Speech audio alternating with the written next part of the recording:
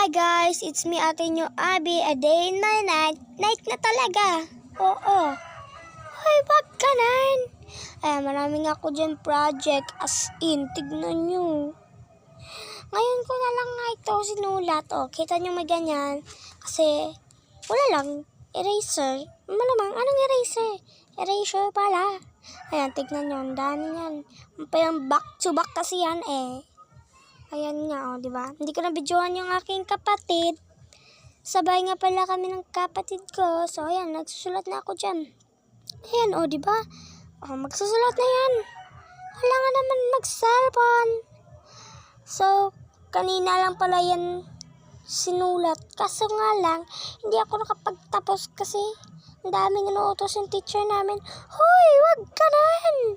Ayan na nga mga antes.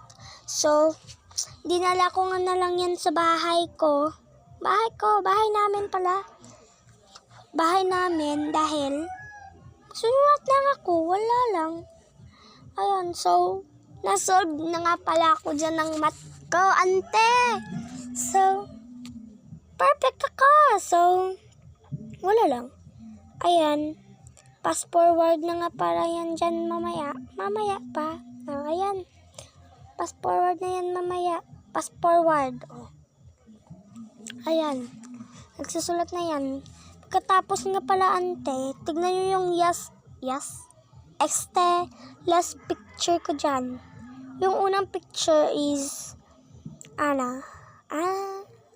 pag namin guys, pag parade, and the second is the competition. Ayan, dana nga pala ako dyan. Gramandla outfit yun ha. Yung my light is ganun yung ginamit namin. At first place nga pala kami kasi ang nanalo is Surala Central Elementary School. Ayan. Kami first place yung Lamsugud. Oo, Lamsugud. Dahil nga pala ako dyan. So, ayan na nga. Malapit na nga palabas yung aking picture. Comment naman dyan, be, kung maganda ako.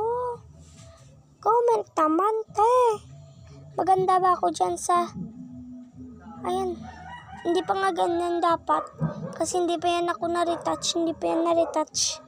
Wala nga akong picture na hindi na-retouch. O, diba? Pare dyan. Side mother pala ako.